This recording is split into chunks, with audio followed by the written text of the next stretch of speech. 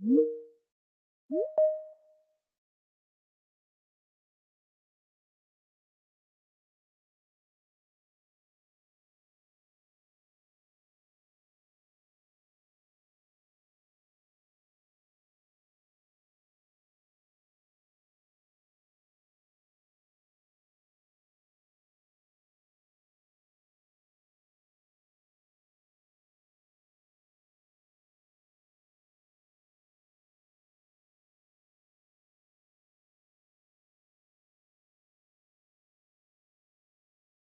me?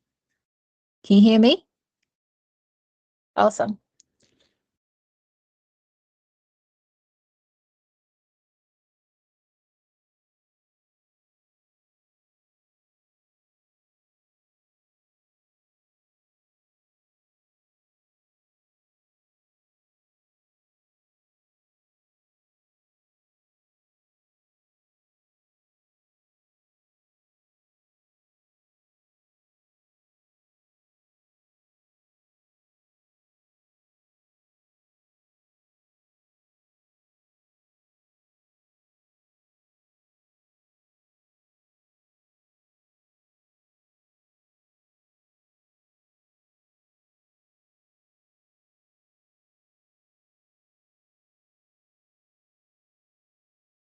Yeah, I can hear you, no issues.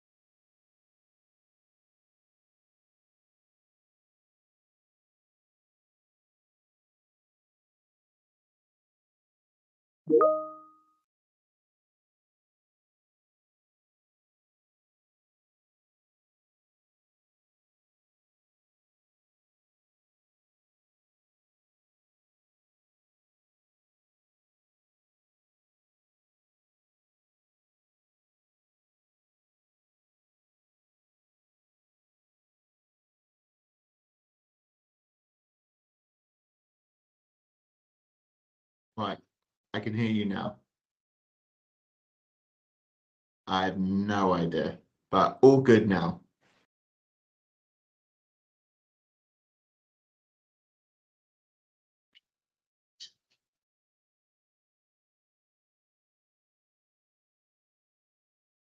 I am, yes. Thank you.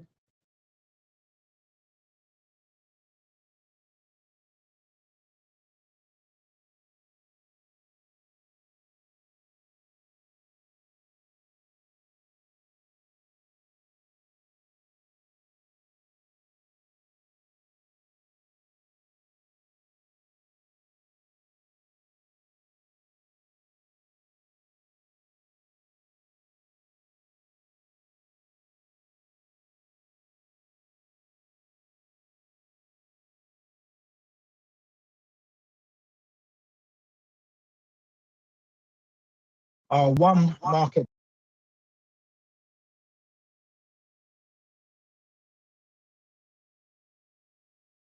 Oh, you've gone on mute, Anton. Okay, can you hear me now? Yeah, you're back. Sorry, I don't know what happened there. Okay, so the third reason, i.e. the not finding or keeping the right people, is why we're here today. We have three amazing panelists with us on stage, and we're going to take some questions from yourselves in the next hour. Well, it's 55 minutes actually now, where what we'll do is, the way it works is you would drop your question in the chat. We'll then give you the mic, you introduce yourself and fire away with your question. Now, for those of you that are tuning in via the live streams, whether that's LinkedIn, YouTube, Facebook, or Instagram, please be aware that unfortunately we are unable to monitor your questions live there. So if you do want to ask our amazing panelists anything, you'd have to be here with us on Microsoft Teams. It's audio only, which means you can tune in from anywhere via any platform or device. The quickest way to get there is via our website, startuptoscaleup.club. Again, you go to startuptoscaleup.club, then scroll down a little bit. You'll find today's session, which is Startup Talent Q&A 173. So again, when you get to our site, go to Startup Talent Q&A 173. You click join. It's a quick registration via Luma, and there you'll find the link that you can join us with. Once you've done that, then you're here with us on Microsoft Teams. And again, being audio only, it means you can tune in from anywhere via any platform or device. In terms of today's agenda, it's like always, a quick introduction, then we'll ask the team for their main do and don't when it comes to early stage hiring of people. Then we'll open it for Q&As, and in the end, we'll have some quick parting words if we have time. More often than not, when people leave it for last second to ask questions, we do run out of time and are unable to answer everybody. So my advice would be to not leave it for last second, but drop your question in the chat ASAP, and then we can get started. Now, I guess it's time for some quick introductions. My name's Anton Call. I'm an Albanian in London, working with startups normally right after they get investment. I embed within their teams and help them hire and keep the right people. I also do some growth advisory work with a few other startups and accelerators. And lately, I've been helping some angels and family offices with their due diligence and assessments. I guess we can start with Rosie, then Margaret, and last but not least, Harry, please. Thanks, Anton. Hi, everyone. I'm Rosie Hewitt. I'm founder of Rosie's People, a leadership, HR, and business operations consultancy. We support all stages of businesses, all the way from stealth mode to enterprise organizations, with everything to do with people, so recruitment, ER, HR audits, making sure you're compliant, reviewing policies, the works. So get in touch and we'll be happy to help you. I've been doing HR and business operations for over 2 decades, primarily in the fintech, startup, scale-up world, VC-led businesses, and I'm happy to be here to share some knowledge with you. Hi everyone, my name is Margaret Bui. I have been working in the talent space for 2 decades. During that time, I've been hiring and coaching as well across, tech, product marketing, engineering, and sales for tech companies of different sizes, startups from Series A to D, and also larger tech companies like Expedia or VMware. Apart from recruiting, I also do interview training and coaching, and I'll be happy to help with anything related to hiring, interviewing, and training. Good afternoon, everyone. My name is Harry Abrams. I'm a partner at the law firm Shoesmiths. I've been advising startups and growth companies on all things employment law for over a decade now. Really excited to be joining the panel today to answer any questions that you have, and then can assist on training, document drafting, and just general advice to founders.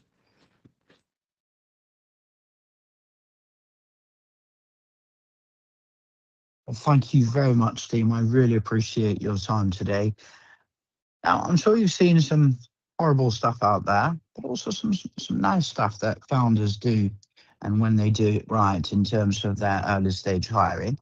Before we get on to the questions, how about one do and one don't each in terms of your what is important when it comes to hiring early stage, or building your team for that matter, or anything to do with that people side of things.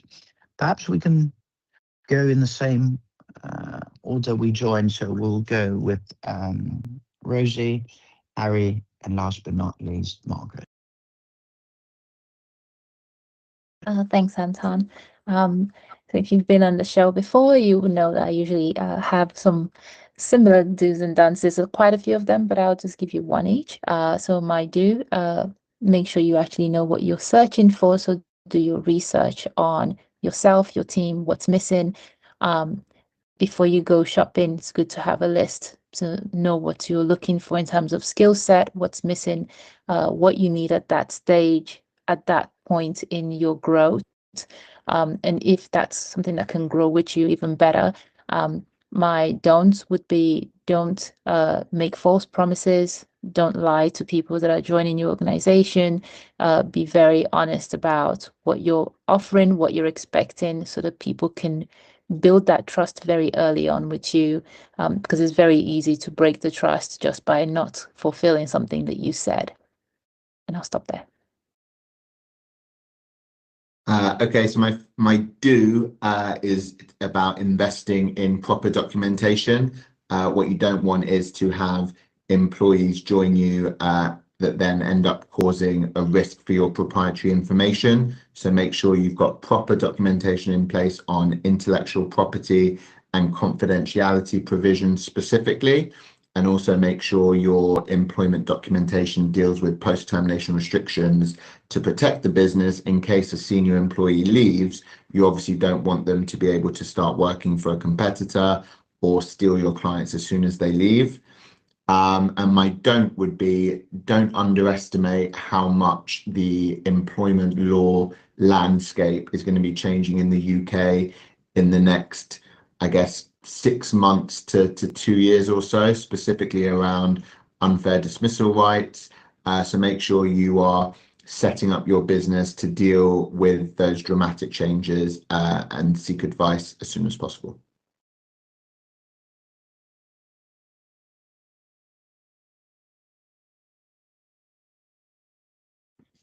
Oh, sorry, I was on mute.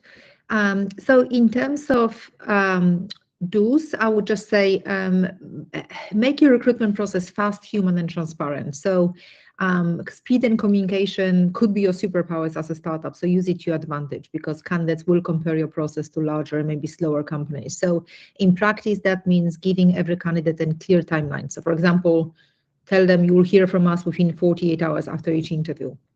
I would say no more than 3 to 4 interview stages. So maybe a founder or recruiter screen, some kind of a skills case, culture and team chat, and then the reference check. And personalize your communication. So like, even a short friendly note after each interview builds connection and trust. And even though on one hand it's a candidate employer's market, the best candidates, they do move fast, and they can have more than one offer. I'm certainly seeing that right now. So a structured but agile process just signals that your company is organized and respectful. And in terms of don'ts, I would just say, like, don't hire reactively just to relieve pressure, even like when you stretch thin, because yeah, like before opening the role, just ask, what problem will this person solve?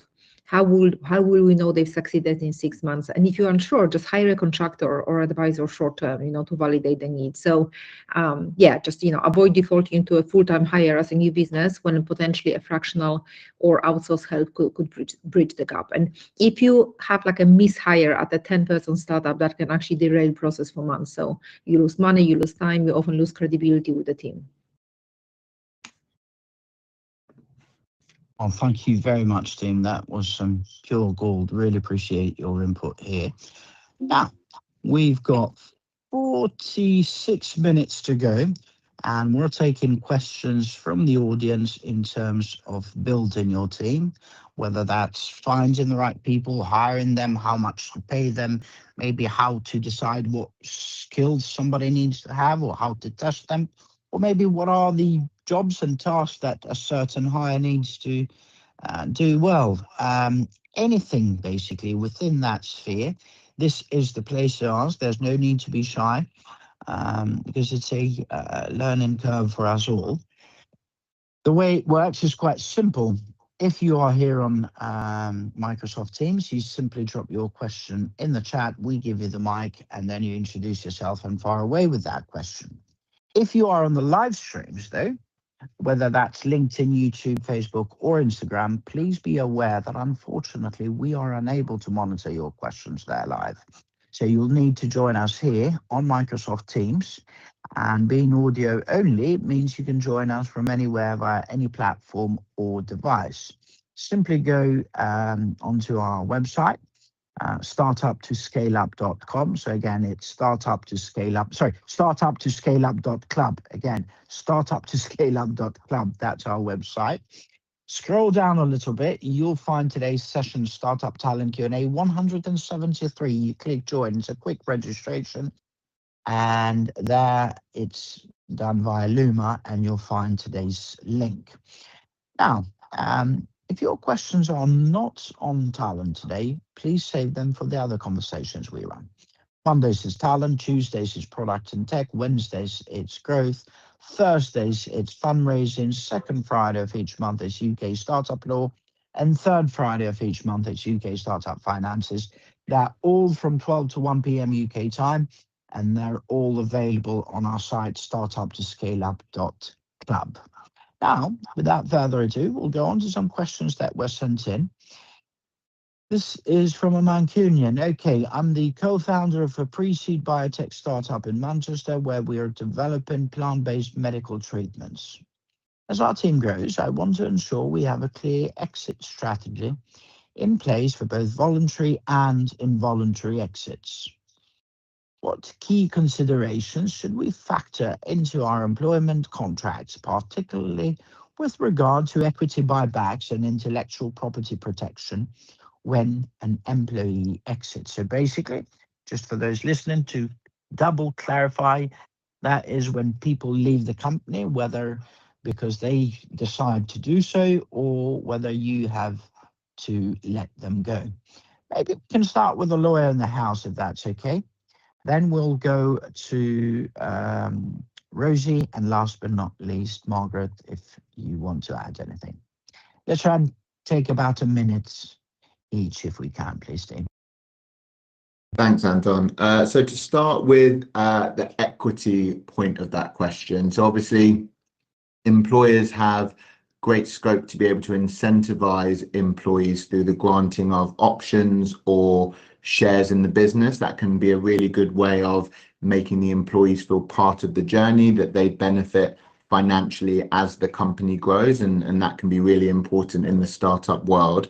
When it comes to employees exiting who do have those equity options in place, you need to make sure that in the documentation you've got appropriate good leaver and bad leaver provisions. So what these provisions will do is explain from the outset and transparently what happens to the employee's equity depending on the reasoning behind them leaving. Because what you don't want is an employee being dismissed for gross misconduct and at that point having the opportunity to purchase options in your company. You need to make sure that if they are dismissed for gross misconduct, there's an automatic mechanism that allows the company to buy back any options at a low or even nil price valuation.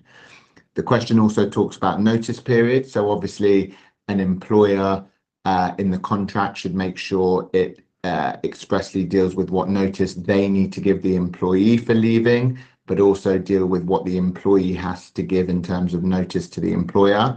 A lot of people wrongly assume that those notice periods need to be the same length, but obviously that's not correct. And an employer can make sure that if an employee resigns, especially a senior employee, that their notice period can be quite long, because what we need to make sure is that the business has continuity, and what you don't want is a very senior employee leaving and that notice period only being a couple of weeks or even in a month, and that month passes and suddenly the transition is not in place, and the succession planning is not in place.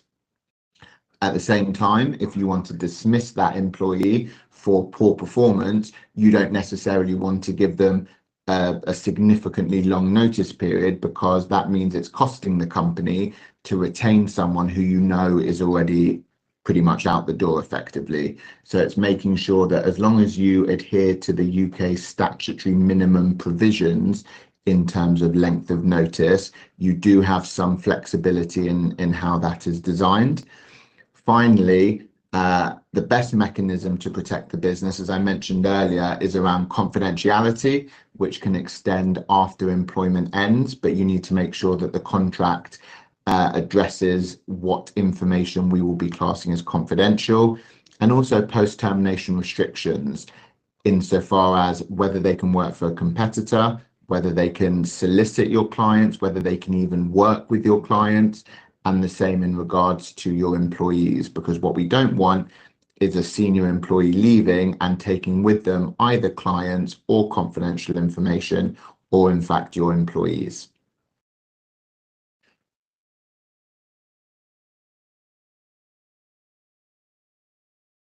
That's amazing. Thank you very much, Harry. And we'll now go on to Rosie. In the meantime, Harry, if you don't mind thinking of a couple of things.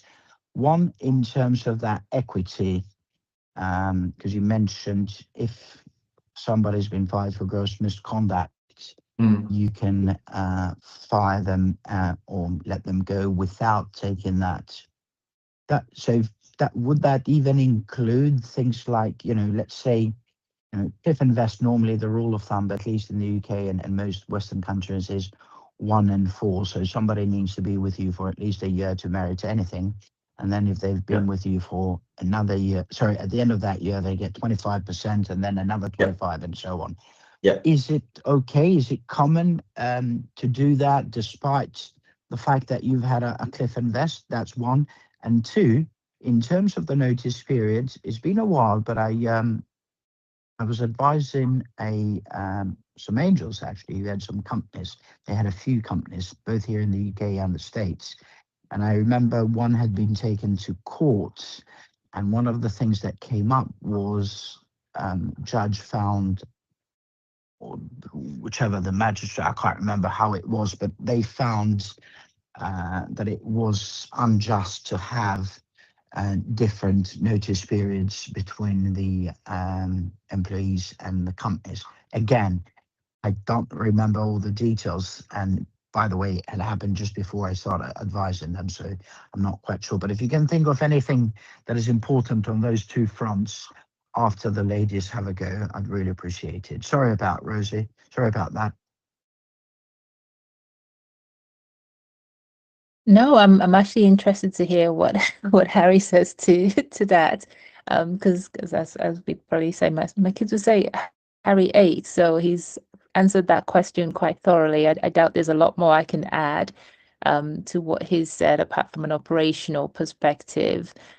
Just making sure that somebody is keeping track of what's been allocated, what's actually left, so that when you're actually doing your fundraise with your investors, you have a clear idea of how many types of shares you actually have available, what's been promised, what's been allocated, what's been issued, what's vested. It's important to have a tracker and have someone designated to keep track of that. But everything else that Harry said, 100%, I would agree. It all comes down to the contract. It all comes down to how you've written in your, I think the good leaver, bad leaver provisions, what clauses you've put in for buying back, and it needs to be clear how shares are bought back. Something that I feel and I've had experience of myself in other companies has been when vested shares when employees want to exit and they have vested shares, a lot of companies fail in communicating properly what happens with your vested shares and what options you have. So thinking about that in the early stages is going to save you a lot of hassle in the future, because then it's just very easy for you to push the right buttons to execute whatever option is available to them. And that way people know exactly what's happening with their shares and what it means for them to also have shares. Oh, and another operational thing I would also suggest, it's all good and proper having equity and offering people shares and equity in the business. A lot of people who join startup scale-ups don't really understand this. So it's important to actually have an educational session with them, explaining what it is, explaining what it means for them, explaining why it's important, explaining how it gives them a skin in the game, and what it means potentially in the future, why you're doing what you're doing and what you're hoping to achieve from it. But yeah, I am curious to hear the answers to the other questions, so I'll hand over back to you. Thank you. I really don't have anything to add to this, to the answers regarding the first question. That's brilliant. Thank you very much, Margaret. Yeah. No worries, Margaret. Thank you. Harry, so on those two matters, if you wouldn't mind expanding on anything that is worth, as far as you're concerned, for founders to bear in mind, I'd really appreciate it. Yeah, of course. So on the good leaver, bad leaver provisions, this can deal with unvested options. So what an unvested option is as you described, Anton, options vest typically over a 4-year period in 1-year installments. So say you are in year 1 of 4, you would have 25% that have vested, which then gives the employee an option to purchase those options into shares, whereas 3/4 of them, or 75%, will remain unvested. Typically, if the employee then leaves under kind of normal circumstances at the end of year 1, they will then have a certain period of time, potentially 90 days, to exercise the 25% worth of options, and they would automatically lose the 75% of unvested options. But the key here is, depending on if they're defined as a good leaver or a bad leaver, that can allow them to have more preferential treatment of both the vested options and potentially even the unvested options. Because what you can do is, if someone leaves as a good leaver, there could be a provision in the option agreement that allows accelerated vesting of the unvested options to become vested, to then give that employee a purchase option sooner than maybe ordinarily would have been the case. So basically an option agreement deals with both types of options, and why it's critically important is, as Rosemary said, you make it clear to the employee from day 1 what the various mechanisms are that you have in place, and they can only be varied in the board's discretion typically. Then I think the second point you asked, Anton, was around uneven notice periods and potentially employers being deemed to have acted unreasonably. In my experience, as long as there is no duress when the employee enters into the contract, they are free to negotiate that.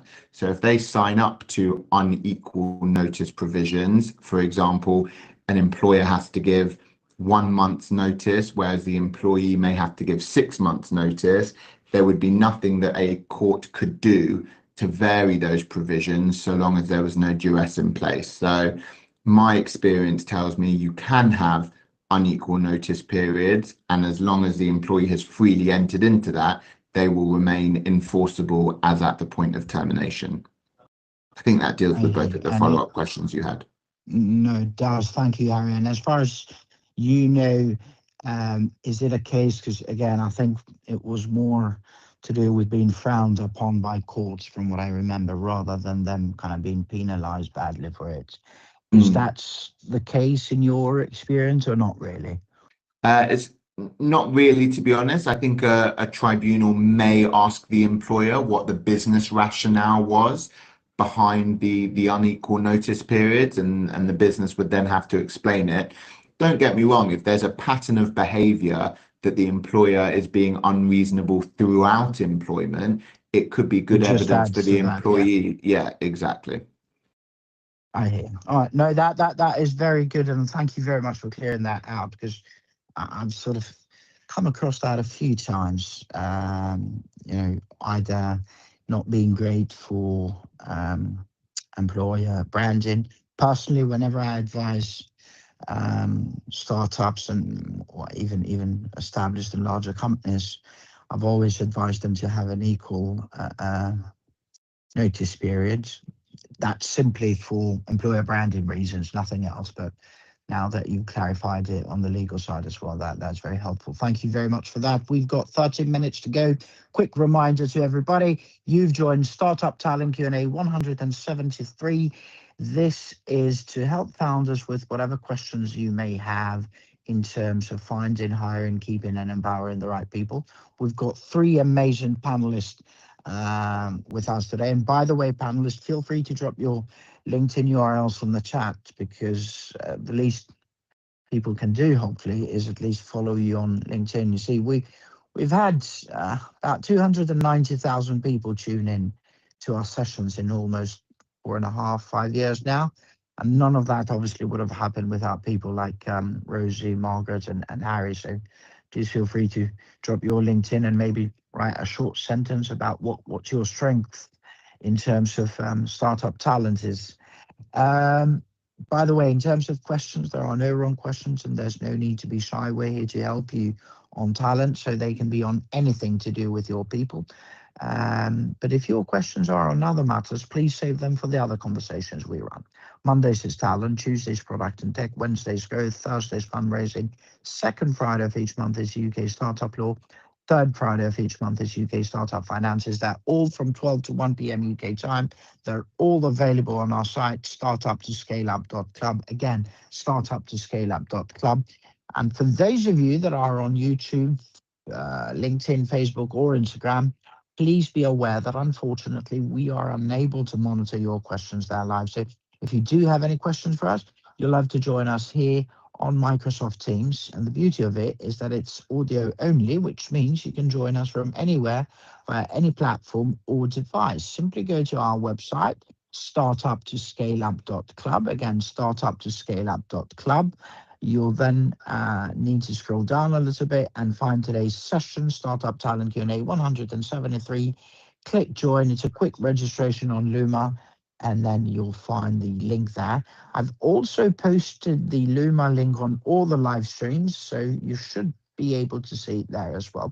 And by the way, if you do make it onto our website, there's also a WhatsApp community that we've built. We've got groups for various topics and reasons for you to join, to connect with other fellow founders, perhaps ask questions ahead of each Q&A, connect with our panelists and the mentors that we have, as well as investors and other operators.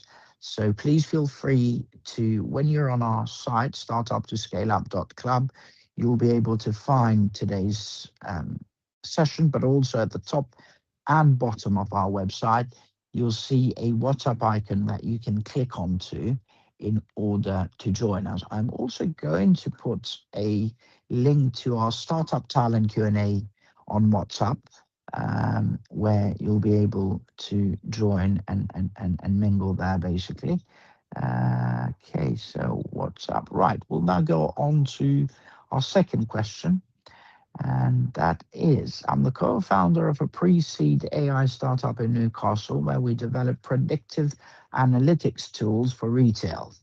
With a limited budget, what cost-effective strategies can we implement to strengthen our employer brand and attract top talent, especially in competitive fields like data science and AI?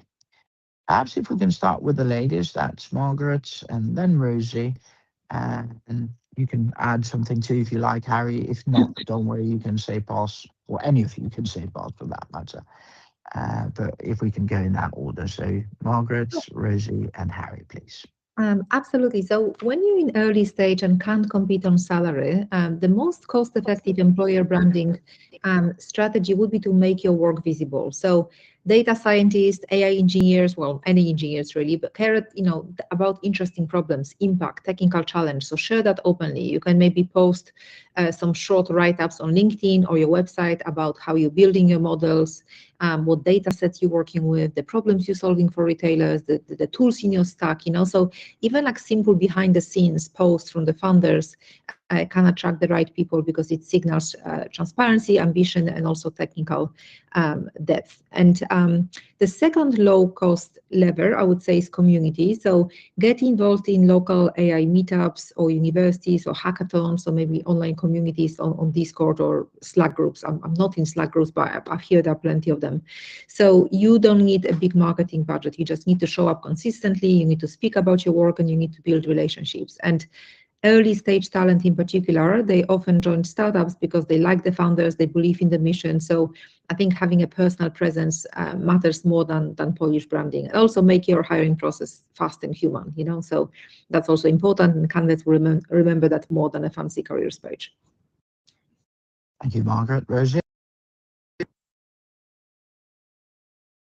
Thank you. I'm just going to add a little to what Margaret said. My addition would be that, I think it's important to have all of those things, and Margaret has said, but you also have to make sure that the audience that you're trying to reach are aware of what your mission is and what is the problem you're trying to solve. If you're talking about data scientists and the likes of that, they are problem solvers. They like things that are challenging, that are meaningful for them. So if your predictive analytics is going to be solving some sort of meaningful problem for the retail industry, then that's what you should be talking about to get them excited about potentially doing the work. When you talk about your technical capabilities, as Margaret already mentioned, having the founder talking about things, posting about things, putting things up behind the scenes, what's it like to work here, what we're actually working on.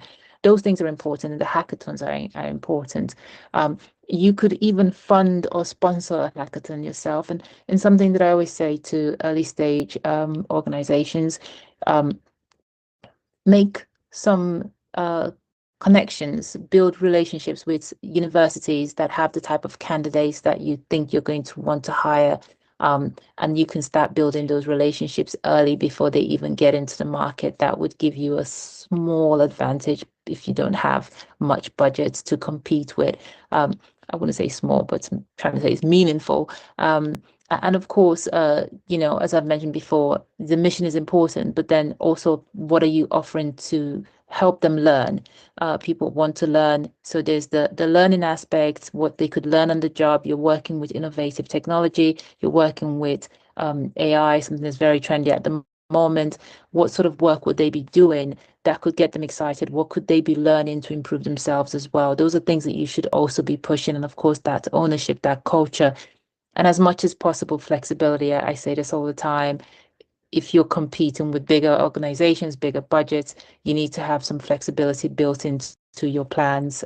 That's going to help you to attract the right candidates.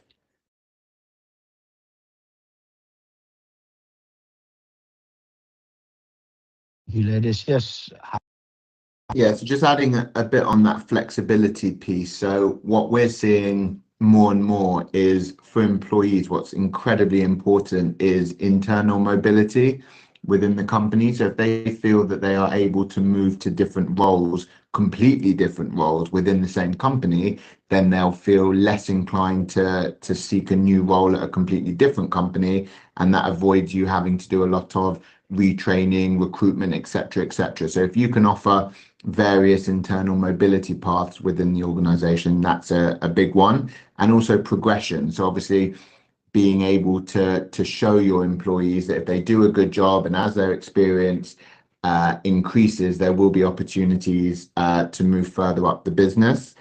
Also, it's about handling departures appropriately, because often founders think that once someone's decided to leave, that gives them a bit more scope to not treat them as well as maybe they would treat employees who are not under notice or not thinking about leaving. But the startup world, specifically within specific sectors, is such a closely knit ecosystem that word gets around very quickly. And if someone's thinking about joining your company and reaches out to someone who may have recently left and they don't give a kind of positive experience both during employment and in the final few weeks, that can make a big impact. Obviously, benefits packages, again, are important. They can be quite costly. Whereas if you focus on equity, that won't actually cost the business anything in the short term. So that can be an effective way to make yourselves more attractive to new recruits. And also corporate responsibility. So a lot of employees now want to have pride in their employer and want to see that their employer is very actively engaged in sustainability programs and working for appropriate clients and clients that are doing good in the world. So if you can manage to focus on corporate sustainability, that can again be a real added value proposition to potential employees that again won't really cost the business anything. And that's amazing, team. Thank you very much. We've only got 20 minutes to go, and we're here to help startups with your talent. If you've got any questions, you need to jump onto our Microsoft Teams call. That you can do that via our website, Startup to Scale Up Club. Scroll down a little bit, you'll find today's session, Startup Talent Q&A 173. Click join. It's a quick registration on Luma where you'll find today's link. If you're here and when you make it here, simply drop your question in the chat. We'll give you the mic, you introduce yourself and fire away with your question. We'll now move on to question 3. I'm one of 4 co-founders of a pre-seed tech startup in Leeds, where we create software solutions for field sales teams. We're considering implementing a flexible working policy, but I'm concerned about maintaining productivity. What guidelines can we put in place to ensure employees stay engaged and productive, even when they work from home part-time or otherwise? So again, flexible working, I guess, what are some good things that are good to get that going? Maybe we can let's go to Rosie, then Margaret, and then Harry. Would love to hear from you in terms of the legal side of flexible work and what are some things to avoid and to embrace. Let's start with Rosie, then Margaret, then Harry. Thanks, Anton. This is a very good question because I do sometimes get similar questions from clients. So I always say that flexible working only becomes a problem when there's no structure around it. You know, if you set the rules clearly from the start, you can absolutely maintain, and I would even argue potentially increase productivity. So if you shift the focus from hours to outcomes and deliverables, so making sure that the roles have clear deliverables that are measurable. If people know what success looks like, it doesn't matter whether they do it at home or in the office. At least that's my opinion. It may not be everybody's opinion. And of course, it also depends on the type of work that you do, because I also accept that not every role can be flexible. There are certain roles where that option is not even up for conversation, and the flexibility would need to be built in a different way. The other thing that I would say is, you know, you need to define communication expectations. So something that I've helped my clients with is actually setting those communications expectations, especially when you have a geo-dispersed team. You know, for example, the core hours for collaboration, response time guidelines, what channels to use for what, you know, and this just stops things from falling through the cracks and basically impacting the productivity that you're worried about. Because a big part of what actually affects productivity, whether you're full-time in office or working remotely, is communication. And then I would say also build in regular check-ins. It's not to monitor people, but to, I would say, probably unblock them, if that's a right sentence to use. Just a quick sync. It doesn't have to be a long conversation or a sprint planning session. Just keeps everybody aligned without the micromanaging vibe on it. Is just to make sure that, you know, everybody feels supported. You have a good visibility, or you get an idea of where everybody is and you can sort of support people. Those meetings help to sort of unlock blockers that people may not even have thought about, or that you were not even aware was something that was causing blockage. So just booking something in your schedule that's just quick touch in once a week makes a big difference. And then finally, you must make the office time intentional. So if people are going to be coming in part-time, use those days for properly collaborating, customer calls, training, in-person check-ins, sensitive conversations if needs be, problem solving, or strategy work. It shouldn't be that you want people to come into the office just so they can sit quietly on their laptop and do some work. That's something they can do anywhere. They don't need to be in the office to do that. So if you're going to ask people to come in, there needs to be something intentional about it. You need to plan that time so that you make the most out of that time, even if it's to make sure that people get a chance to have coffee together for the team bonding part of things. It has to be intentional. And finally, the founders set the tone. If you trust your team and you model good habits, like switching off after hours and planning work properly in cycles, your team will mirror your behavior. I've probably said a bit much, but that's where I'll stop for now. Thank you very much, Margaret. Just to clarify, we answering the flexible working question, yes?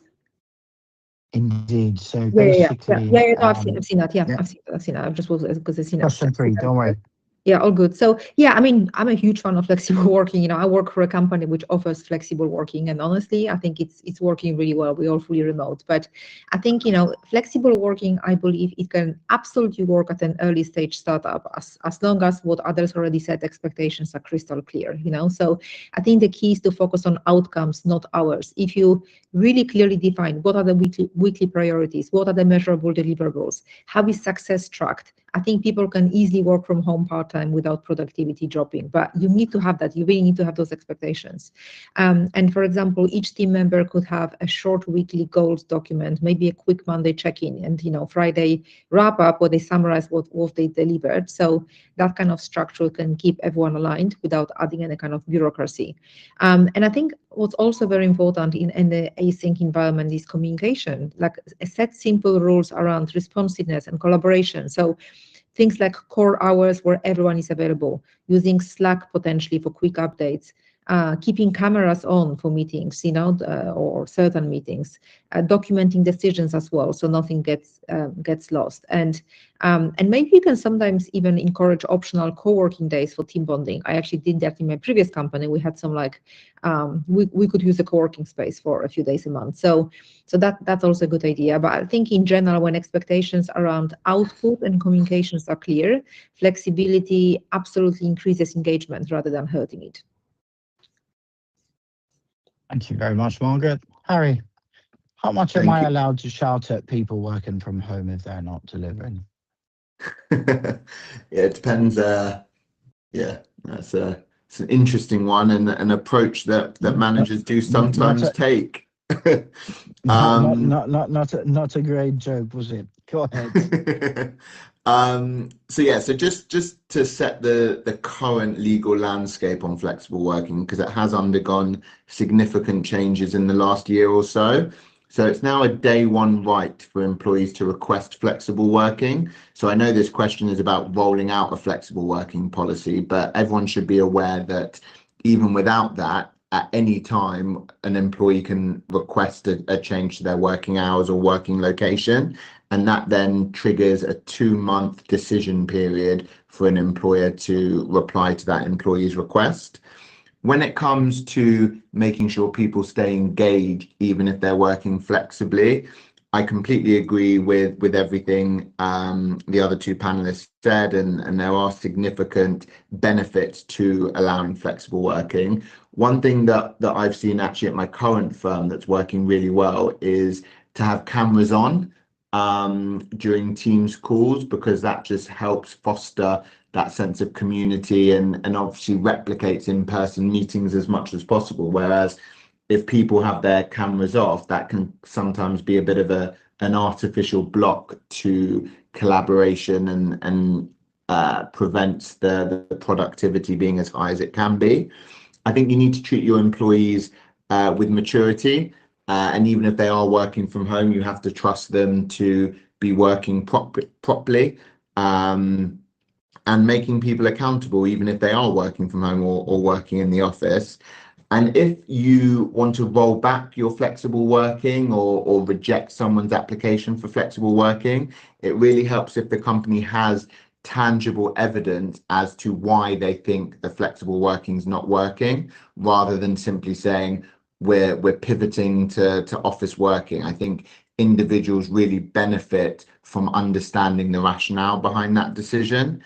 And then finally, obviously, if you do have a flexible working policy, an employer still has just as much of an obligation to make sure a working space is safe for an employee as they do if that employee is working in the office. So making sure that you do health and safety checks and make sure you are compliant with the rules, and making sure that an employee's working station at home is safe. So making sure they're not working in bed, for example, which depending on people's living accommodation setups may have to be the case. So if that is the case, then maybe there does need to be a discussion around why working from home for that individual is not safe from a health and safety perspective.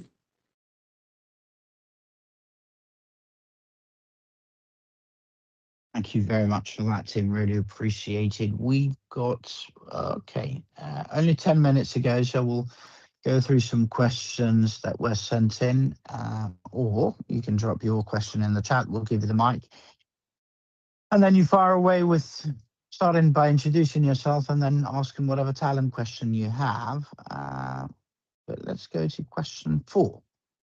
Husband and wife co-founders of a pre-seed sustainable fashion startup in Nottingham, where they use recycled materials to create eco-friendly clothing. She says, we're hiring a mix of full-time employees and overseas contractors. What are the most important tax and legal issues to address, and how can we ensure that both our full-time team and contractors are compliant with UK tax laws and international employment regulations? Hope you had a chance to grab some water after your advice last time, Harry, but we're going to come to you again if that's okay. Then Rosie, and last but not least, Margaret. Any thoughts? What would you do here? What's important to have in place? I feel I'm working overtime in this session, but no, it's all good. So it's something that I advise a lot of clients on, and again, it comes back to that flexible working piece, because flexibility leads to remote working in different countries. So the number one thing is to seek legal advice. Not that I'm self-promoting or anything like that, but it is the number one thing to do, because not only do you have different laws in different countries, but there are statutory minimums that are different. And so even if the contract says we're going to give 1 month notice, if someone's working in a jurisdiction where the minimum notice is actually 2 months, for example, an employer can quickly get themselves in a tricky situation if they rely on the contract rather than the local statutory provisions. You're absolutely right, or the question is right, that tax is also a consideration, because if you are paying someone because of services they are providing to you in a different country, there's a risk that doing so will set up a permanent tax establishment in that local jurisdiction. So you need to look into that. There are now a lot of what's called an employer of record companies. So for example, Deal, which is spelled DEEL. And what they do is they will employ the individual in a different jurisdiction on the company's behalf and make sure that everything is set up compliantly for that jurisdiction. And you then pay that third party the amount that's equivalent to the salary, and also obviously a general management service fee. And that's a much safer way and a much more commonly used way of engaging individuals in different jurisdictions rather than the company doing it directly.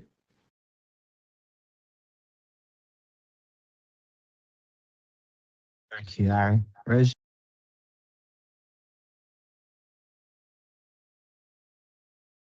Thank you. I was fiddling with my mute mic for a second. I mean, I can't really top the legal aspect of things there with Harry. I think for me, all I would say is if you're hiring a mixture of UK employees and overseas contractors, the most important thing is to make sure you get the classification and the tax responsibilities right from the very beginning, because you could inadvertently create liabilities you didn't budget for. As Harry mentioned earlier on, this is definitely an area that I would say, yeah, you need to consult a lawyer just to be safe, to make sure that you're not inadvertently wading into dangerous territory, because this is something that actually could get you fined, depending on the type of organization you are. Sometimes people lose their licenses, etc. So it just depends on what you do as well. For UK employees, it's easy to know when somebody's an employee. They must be on payroll, you deduct PAYE, national insurance, etc. There's certain regulations that are done and dusted, very clear to follow. Where founders do sometimes get tripped up is not just international contractors, but also local contractors, because the rules keep changing in terms of IR 35 and in IR within or without, etc. What qualifies as a contractor in the UK, and then of course what qualifies as a contractor abroad. You may think because they're abroad, they are a contractor, but in some cases, the type of way that you work, the conditions in which you work with them and how you work with them changes the relationship. Apparently, I found this out when we had people working in Italy, and Italian regulation is very, very difficult to sort of navigate in terms of employment rights. And just because of the fact that you're setting their work, their hours, etc., it changes them from a contractor to an employee. So you do need to get that local legal knowledge, or advise. At least I would definitely agree 1000% with Harry on that point. The contract is going to be your support employer of record. If you can afford one, by all means, it saves you a lot of headache. Mindful we're running out of time, but yeah, I suppose everything Harry's just said. Just be careful. This is one of those areas that is easy to get into trouble if you're not careful. Thank you very much, Rosie. Margaret, any thoughts on this? Yeah, I mean, I just absolutely agree with whatever, everything that others have said so far. So yeah, absolutely. When hiring both UK employees and overseas contractor, definitely the biggest thing is getting the classification right, because UK full-time staff will fall under PAYE. So obviously you're responsible for tax and national insurance and pension and proper employment contract and any kind of statutory benefits. With contractors, it's obviously different. They must invoice you. I think they ideally should use their own equipment as well, just to show they have like genuine independence in how they work. But basically, if a contractor is managed like an employee, HMRC can reclassify them, and that just creates that back tax exposure. For overseas contractors, that's actually what we do at Mixmax. We do hire people via deal, which has already been mentioned. We don't have an EOR. I think if you're a brand new company, you probably won't be able to afford EOR. It depends how many people you want to hire in each country, but we use deal to hire contractors. So yeah, that's just a great way to stay compliant without opening entities in every country. I think deal or remote, they just make global hiring much safer, and they take care of all the local rules for you. So yeah, and just also for overseas contractor, just make sure that they invoice you, they handle that, and that they handle their own tax obligations locally, and your contract should make that explicit. And also any kind of like IP assignment, just making sure that all the designs and creative work belong to the company as well. But yeah, we're very happy with the deal, and I think it's a great way to hire contractors in any country that you want. Thank you very much. And just a quick question to either or all of you. In terms of platforms like Deal, do they offer much advice in terms of, some of the guidelines about what's considered part-time, full-time, contractor, and so on in the country that you're at, or they only deal with the operational side and that's it? Any? Yeah, no, they also offer kind of local expertise in the country that you're engaging them with. That's kind of part of their offering, because they need to make sure that the company knows about the mandatory employer obligations. So they take care of most of it themselves. But yes, there is that kind of information piece that they offer as well. I agree, and I would Thank you also very add much. the customer support is actually very quick. Like I remember I messaged them about some kind of situation with someone who were thinking of hiring in Germany, and literally a few hours later I had a detailed response. So I think they're very good with customer support.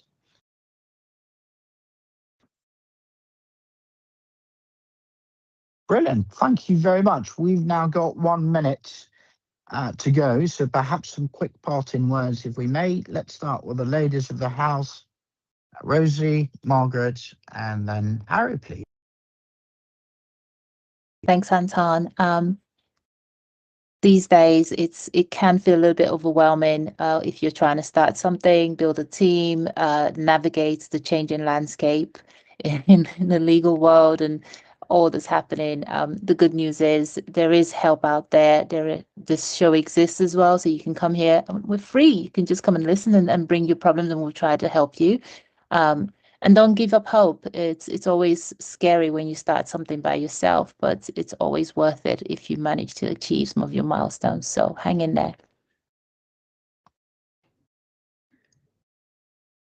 Oh yeah, okay, so that's me. So yeah, no, thank you so much everyone for joining. I think recruitment and people decisions, they can feel overwhelming at any stage, but especially at pre-seed stage, but with a bit of structure and the right foundations, you can build a team that generally accelerates your mission. So if you have any follow-up questions, feel free to reach out on LinkedIn. Yeah, I would just say that the startup world is hard, but it's such a great ecosystem of collaborators. So view people as helpers and lean on them where possible if they've been through the journey, rather than viewing them as competitors and people to stay clear of, because that's a big wasted opportunity.